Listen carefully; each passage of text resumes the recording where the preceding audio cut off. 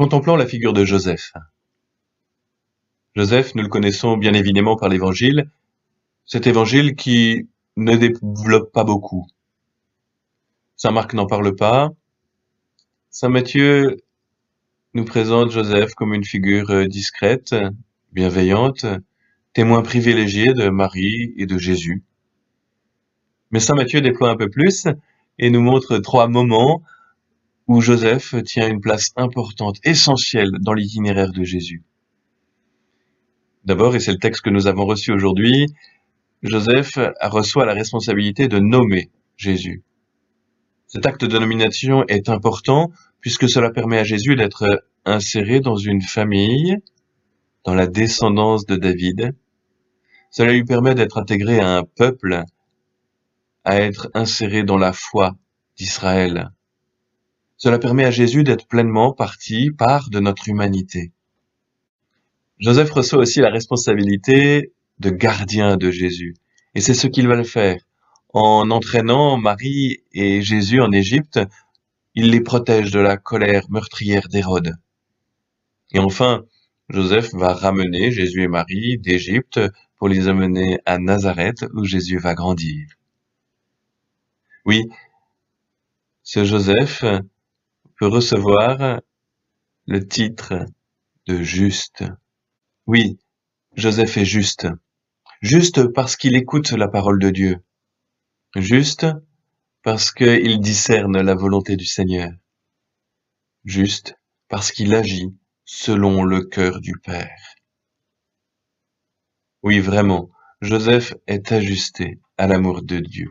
Pour découvrir un peu plus la figure de Saint Joseph, il nous faut faire un exercice nouveau.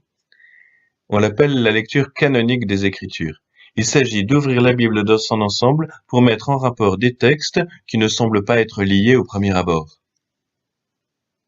C'est la raison pour laquelle il y a plusieurs lectures à la messe. Cette lecture canonique, nous la faisons dans la tradition de l'Église, à la manière de nos anciens, des saints, des pères de l'Église, qui ont lu et relu, prié et médité cette parole de Dieu. Aujourd'hui, dans les textes qui nous sont donnés, il y a d'abord la prophétie de Nathan au chapitre 7 du 2e livre de Samuel. Nathan vient voir David et lui annonce que ce n'est pas lui qui bâtira le temple du Seigneur. Mais Dieu fait une promesse.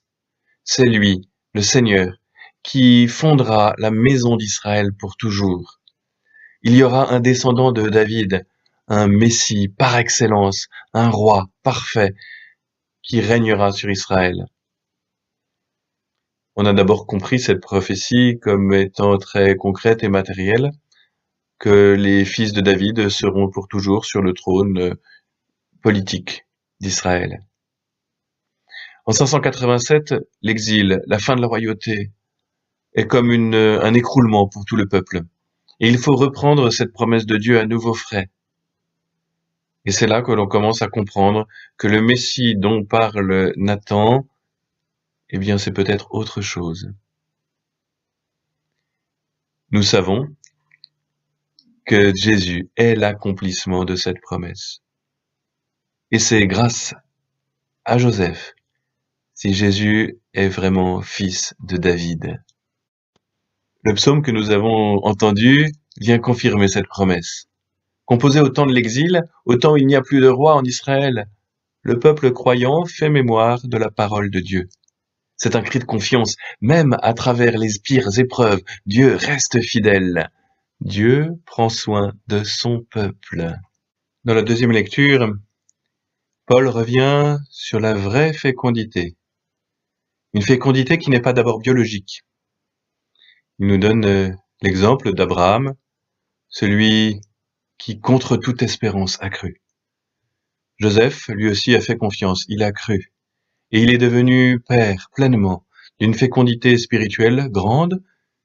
Il est patron de toute l'Église, il est, d'une certaine manière, père de l'Église. Joseph a su remettre sa volonté dans les mains de Dieu. Alors qu'il découvre que sa promise est enceinte, et pas grâce à lui, il choisit de se retirer discrètement, sans scandale.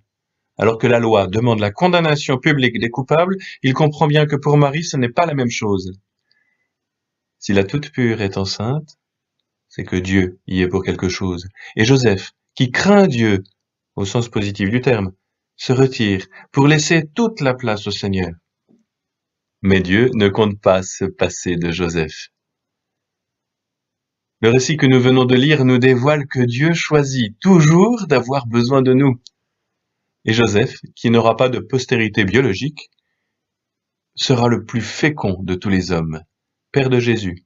Il va l'élever et le protéger, il va lui donner sa place dans la société et dans la descendance de David.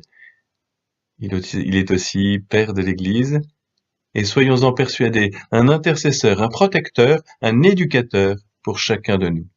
En conclusion, il est bon que dans cette période de retrait, nous soit donnée la figure de Joseph. Alors que nous sommes repliés sur nos cellules familiales, il va nous falloir fixer les yeux sur Jésus-Christ, car n'en doutons pas, les épreuves ne manqueront pas.